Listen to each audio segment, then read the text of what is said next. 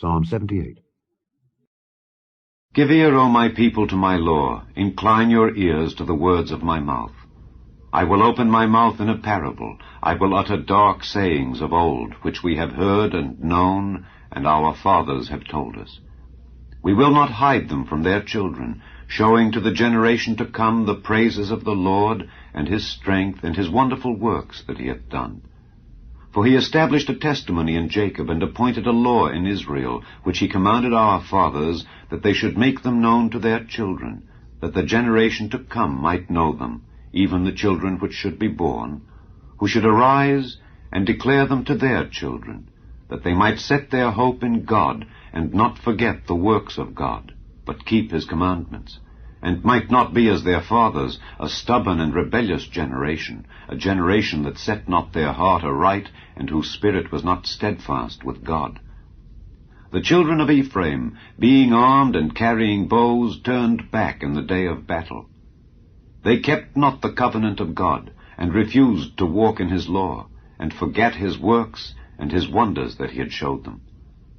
Marvelous things did he in the sight of their fathers in the land of Egypt, in the field of Zoan. He divided the sea, and caused them to pass through, and he made the waters to stand as an heap. In the daytime also he led them with a cloud, and all the night with a light of fire. He clave the rocks in the wilderness, and gave them drink as out of the great depths. He brought streams also out of the rock, and caused waters to run down like rivers. And they sinned yet more against him by provoking the Most High in the wilderness.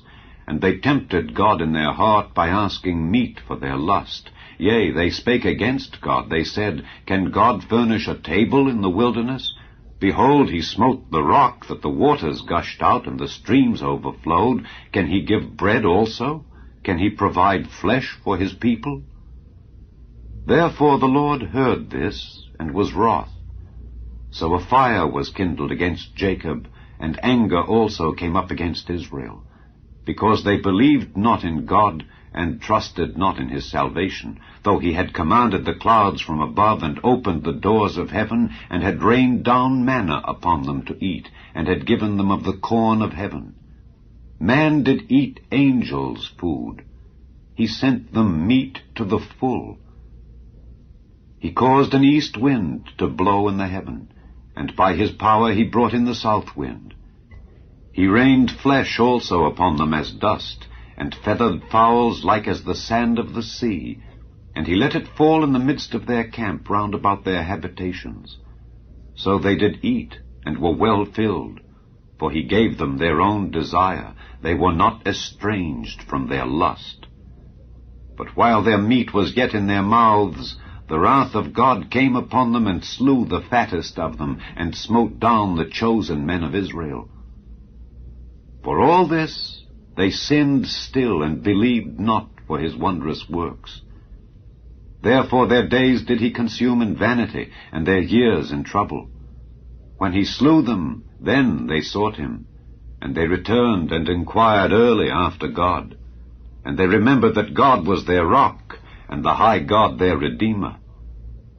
Nevertheless they did flatter him with their mouth, and they lied unto him with their tongues. For their heart was not right with him, neither were they steadfast in his covenant. But he, being full of compassion, forgave their iniquity, and destroyed them not. Yea, many a time turned he his anger away, and did not stir up all his wrath. For he remembered that they were but flesh, a wind that passeth away, and cometh not again. How oft did they provoke him in the wilderness, and grieve him in the desert? Yea, they turned back and tempted God, and limited the Holy One of Israel. They remembered not his hand, nor the day when he delivered them from the enemy.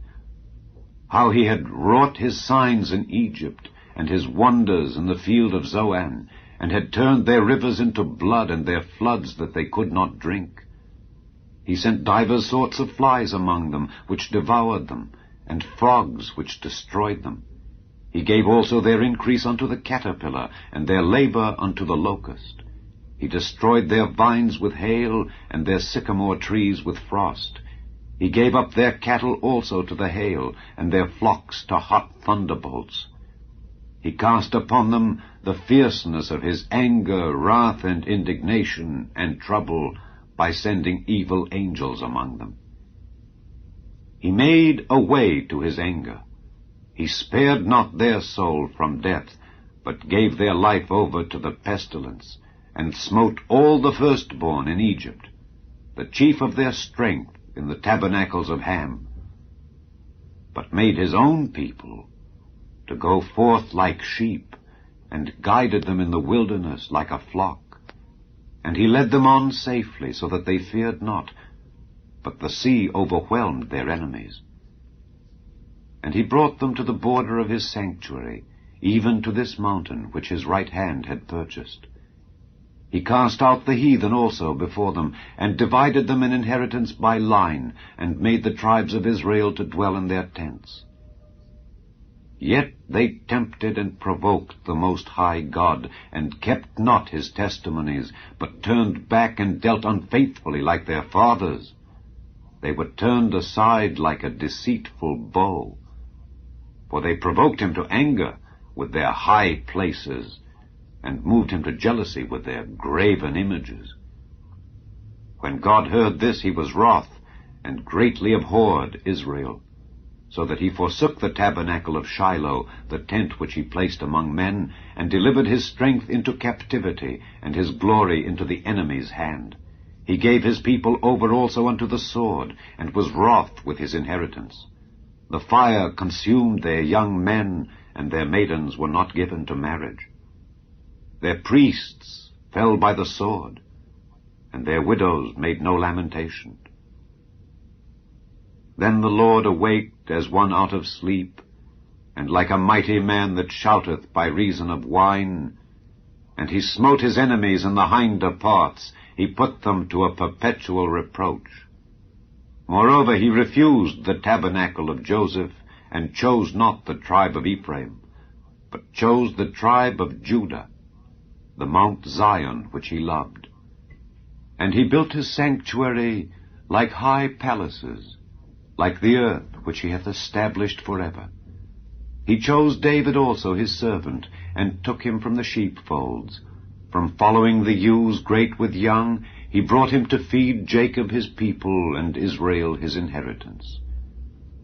So he fed them according to the integrity of his heart, and guided them by the skillfulness of his hands.